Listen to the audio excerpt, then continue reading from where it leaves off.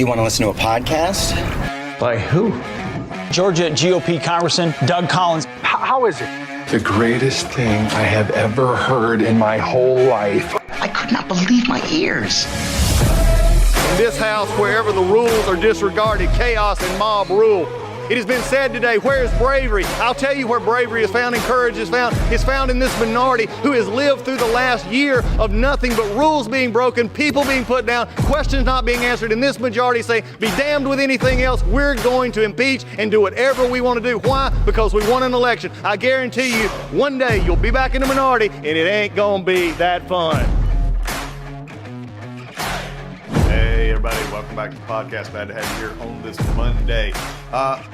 A lot of things to talk about. I don't know about you, but also it's all getting ready to be the days of summer. For those of us down here in the South, we're already experiencing the days of summer. Dog days have hit early here in Georgia, not just the University of Georgia dog days, which are coming up in less than about 75 days now for kickoff of the national champion Georgia Bulldogs coming up. Just a prediction. But anyway, well, I'm sure Chip and James and everybody else on Friday's Finest will have a lot to say about that. Hopefully Matthew Whitaker is going to be joining us on Friday for Friday's Finest. We can get him on. So we got a lot coming up this week, but I wanted to start off here after the break. We're going to talk some things that just really don't sit well. Have you ever had that day just doesn't sit well? Probably the title of this podcast today is That Just Don't Sit Well. And I think this is where we're seeing in the American politics right now, the standards and double standards that seem to exist. So right after the break, we're going to come back. We're going to talk about these and other things here on the Doug Collins Podcast. We are experiencing instability at every level. Our government lacks leadership, and Bidenomics has been a disaster. The economy is in a fragile state. Inflation has been a consistent issue. High interest rates have put significant pressure on the real estate market, and there have been major bank failures. And many analysts say a stock market correction is likely overdue. We have global conflicts in Europe and the Middle East that have potential to spread, but gold has soared to record highs even among the tensions. There are so many reasons that Americans should consider investments in gold and silver, and Legacy Precious Metals is the gold standard. I love Legacy Precious Metals because of their zero-hassle, education-first approach. They can help you roll your traditional IRA into a gold IRA or ship metals directly to your house. That's what I do. So go to www.legacypminvestments.com to download their free gold investment guide. And look, I've read it. You need to read it. There's so much valuable information in there. So, friends, now's the time to not roll the dice with your hard-earned money. Find out about the growth potential that gold and precious metals can offer you. Contact Legacy Precious Metals today and tell them that Doug Collins sent you. You might have heard Mike Lindell and MyPillow no longer have the support of the box stores or the shopping channels as the way they used to. They've been part of the cancel culture, so they want to pass the savings directly on to you by having a $25 extravaganza. When Mike started MyPillow, it was just one product company. With the help of his dedicated employees, they now have hundreds of products. Some of you may not even know about that. So to get the word out, I want to invite my listeners to check out the $25 extravaganza. 2-pack multi-pillow use MyPillows are just $25. MyPillow sandals, $25. There's 6-pack of towel sets, $25. Brand new 4-pack dish towels. You guessed it, just $25. And for the first time ever, the MyPillows with all new Giza fabric, just $25. All orders over $75 will see free shipping too. This amazing offer won't last long, so go to mypillow.com and use the promo code Collins, that's COLLINS, or call 800-986-3994 today. That's promo code Collins. All right. One of the things is I was saying before we went to break, there are things that just don't sit right. And when you get things that are made up, when you have things that are going on in our judicial system, when you have things in our political system that just doesn't sit right, it begins to question everything. And I want to go back a little bit further here before I actually dig into a couple of the examples that I have for today. And this is a concern that I've had for a long time. And you've heard me say it on this podcast many, many times that we've divorced politics and reality. And what I mean by that, again, for those who may have just picked up the podcast and you haven't been listening, divorcing politics and reality means that what you do in the real world, the everyday world, you don't apply to politics. And the unfortunate part is it used to be mainly that was groups or advocacy groups, both sides of the aisle, left and right, who would want X for a policy. Now, again, if you're an advocacy group and that's what you want, let's say, you know, you name it, from abortion to environmentalism, wherever you want to go, you set a standard. That's the way you raise money. That's the way you go out and say, look, this is what we're going to fight for. We're not going to fight for anything less. I mean, we've seen this in movies. We've seen it in everything for years. As you go backwards, this is the only thing that we're going to accept. In the advocacy world, setting a standard is the way that you sort of gain attention. It's the standard that says, okay, I'm trying to change thought. I'm trying to change people's reactions. I'm trying to change people's understanding of a situation. And that might be out of the mainstream at this moment. But if I do this, I can move, hopefully, opinion back into a position where I can get more of what I want. One of the best lines in a movie, and it was started before, back in the 90s, called The American President. If you ever watch the movie, it's almost like a West Wing preview of the TV show West Wing, because so many people was in it. But as you look at this, Martin Sheen, Michael Douglas is the president. I mean, it's got Annette Bening. Again, very liberal movie. If you watch it, very categorizing of conservatives as being ignorant and others. And I get that to the point, but that's just Hollywood. We get it. But there was a line in there in which Annette Bening, who played the president's girlfriend, remember, this is a Clinton era, as we have to deal with. She was talking to a member of Congress at the time, and the member of Congress made the statement to her as a lobbyist, said, look, everybody wants to talk about your issues and environmental issues, but when they get to the voting box, nobody cares about those issues. And that's why you have a job. And Annette Bening came back and said, no, the reason I'll tell them what to have an opinion on, and that's why I have a job in a rough right away. So what I'm laying the groundwork here is you do move audiences by taking a stand and then moving forward.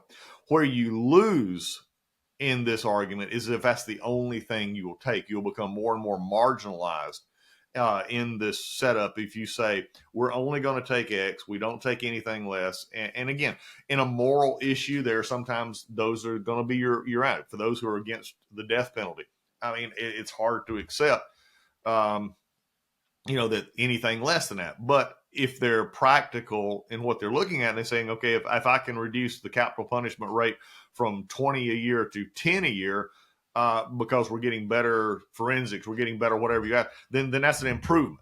Okay. But if you only say, well, we're only going to accept it and be okay with it if it's zero, then you're not going to make a lot of progress, because there's enough people on the other side right now that will not come to that conclusion that says that capital punishment should be done away with.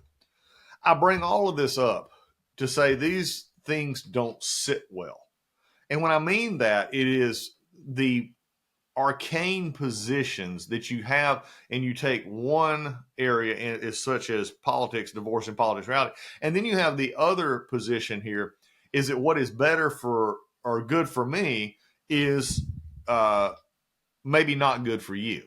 And this is where we get into the story that has been developing over the last little bit on Merrick Garland, who for the listeners here, and especially my conservative listeners who have no love lost for Mitch McConnell, and I can understand that. Mitch McConnell did one thing that I think historians will need to give him immense credit for, and that was frankly, just to keep Merrick Garland off the Supreme Court. I mean, he has been an absolute abject disaster as a attorney general. And for any Democrat out there who whines about any Republicans and saying they're politicizing the office and says nothing about Merrick Garland, who is just absolutely decimated, in my opinion, the Department of Justice with his politicization of the department, is just, they've shown themselves not to be true players. They've shown themselves not to be intellectually honest with what's going on here. The latest of this has come in the situation dealing with the transcript of Joe Biden and Robert Hur issue over the documents, which they ended up, let's just remind everybody here, it's amazing the mainstream media doesn't want to deal with this. Robert Hur's main reason for not bringing charges against Joe Biden was, he said, based on the interview, he said, I can't bring these charges because he would just come off as a sympathetic old man who can't remember things, basically incompetent to stand trial.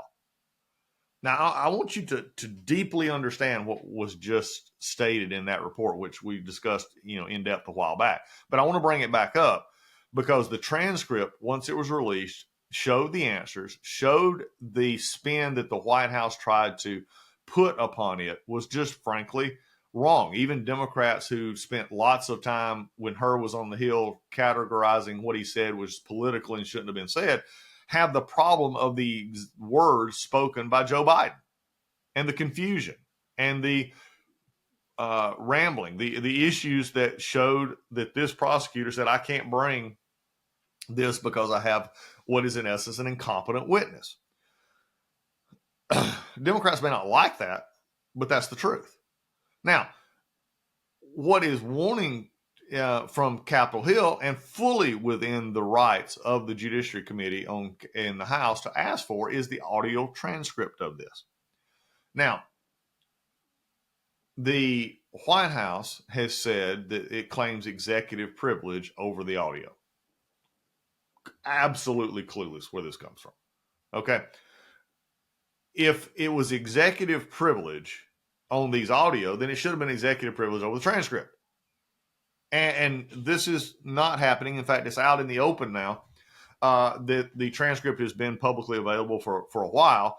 And again, the House asked for the audio of this transcript. Now, what the audio brings that the written word doesn't is the emotion and the timing and the pacing of those answers. Okay, it's one thing for Democrats to sit there and say that this transcript and your comments, Robert Hur's comments about him being incompetent and not being eligible to be a witness in which he can get a conviction on. It's another, just like it is reading a book and seeing the movie, the pacing, the action. I mean, how many of us have ever read a book and then saw the movie and said, well, those don't match? Or you say, well, that's even better, or it illustrates it even further. Reading an article on 9/11 and then seeing the video of the planes crashing into the towers is two totally different things. They may describe the exact same event, but one is visual, one is visceral, the other one is written, which is more sterile. This has become the issue, and now really it has become nothing more than a political tool. Merrick Garland has decided that he's not going to release the transcript, audio of this event. The White House, as I said, has claimed executive privilege, in which there's no way that this could be executive privilege. The transcript's already out. Merrick Garland is now politicizing, has become almost the personal attorney for Joe Biden in this case, and should have never been. His Department of Justice has made absolutely ludicrous statements, such as besides, Garland has said that he's running interference with this, and basically said, this is more embarrassing, is what the implication is going forward. He's arguing that a transcript, that we didn't view the transcript as privileged, but how do we view the audio tape in the same way? I don't this is just a crazy argument. Jonathan Turley, many others have also talked about this. And one of the interesting issues is that the Democrats and others are saying that they could use this for fake videos using the president's voice. Again, has been pointed out many times, this can already be done. They already have the president's voice. They already have the transcript. They could do this anytime they wanted to. This is, again, come down to the DOJ not wanting to do something that would embarrass the White House. That's the bottom line. And Democrats were always discussing that Attorney General shouldn't be the president's attorney under Donald Trump. They was always on Jeff Sessions, Attorney General Barr, Acting Attorney General Matt Whitaker, all of this. The discussions, was always blaming them that they were hiding for the president. And if you look at it, frankly, they were being transparent far more than anything that you've seen out of Merrick Garland. The highlight of this stupidity actually came to focus last week when the Justice Department issued a letter that said they're not going to prosecute Merrick Garland for contempt that the House voted on last week and found him in contempt of Congress. In fact, the Department of Justice under Obama wouldn't go after Eric Holder during his time when he was found in contempt for lying to Congress. Again, it's amazing to me how the different standards, this is that part that says it doesn't sit well when you don't have a Department of Justice as an honest player. It's even worse with this Department of Justice, going forward, that they're not prosecuting a contempt of Congress, although they prosecuted 2 cases of contempt of Congress from the what we'd also say is a infactual J6 committee, or that has done a almost disastrous job of maintaining records, the lack of transparency, just to present a political narrative against Donald Trump. And they've taken 2 of those folks who claimed executive privilege and taken them to contempt, found them in contempt, and one's already in jail, Peter Navarro, the other one is Steve Bannon, both is to be in jail by July 1st. Again, I have no problems doing that. But yet, in this case, they're not going to prosecute. And actually, in the letter, they said it's longstanding position and uniform practice of the Department of Justice to decline to prosecute officials denying subpoenas because of the president's claim of executive privilege. Excuse me? Are you the most tone-deaf human beings on earth? Now, granted, there's been a process in some of the executive privilege was denied to Navarro and others, but it was being claimed. This has never been tested. Okay? You're not even letting the process go forward here. Let the White House sue on this. If they truly believe this is privileged, then let them sue. Get Department of Justice, go ahead with your contempt action. Let this process play out, but you don't want to because it's political. And when it is political, people will sit back and say this doesn't sit well because they're seeing the absolute sham of a trial in New York. We've talked about the judge just completely in bed with the prosecution. The prosecution brought a case that should have never been brought. And also for all these newsletters in Washington, D.C., let me just bear in. There is a case that can be made. The U.S. Supreme Court can take on a state case, especially if there's federal grounds to so. And there's due process violations. There's other violations that are seemingly jumping out of this New York case.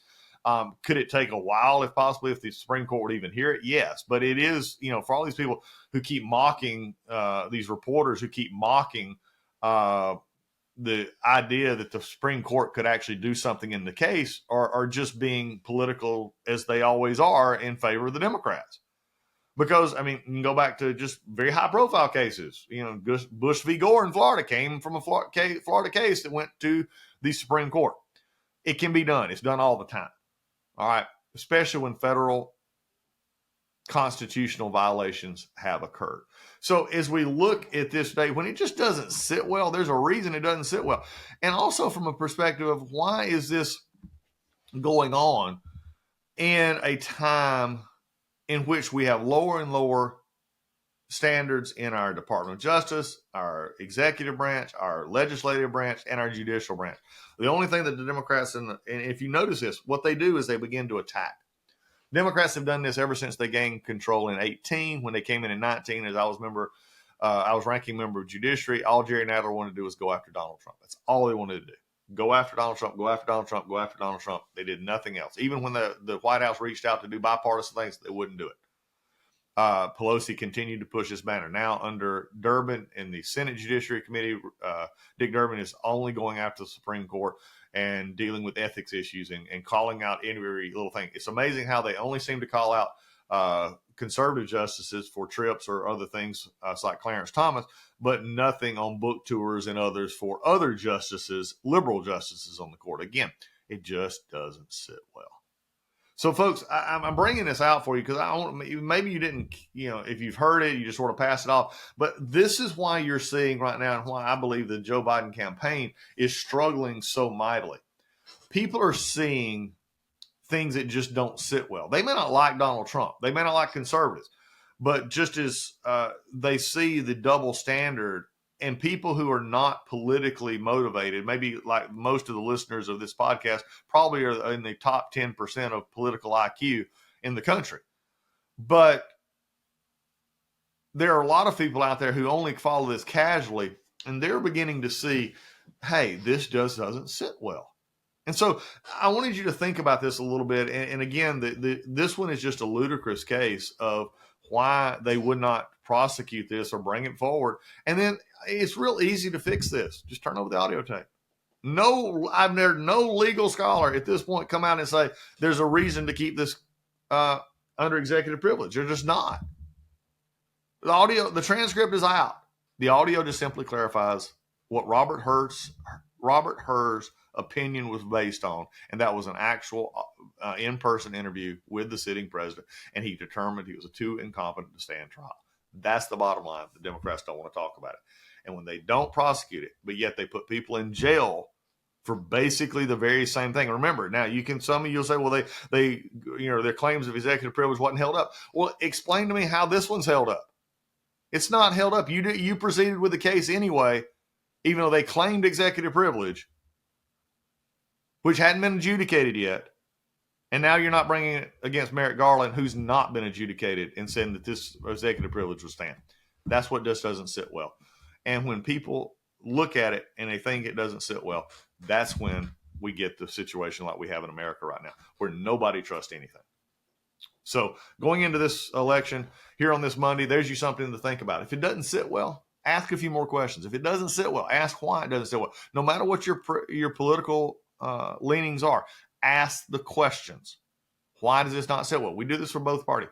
Politics and reality. We got to get to a point to where politics and reality doesn't offend the senses anymore, and that we get stuff done for this country, and we don't hide behind the politicization of a Department of Justice and others who refuse to actually look at themselves, but are more than happy to apply a double standard to everybody else. And with that, that's the Doug Collins podcast for today. We'll see you again on Wednesday. Take care.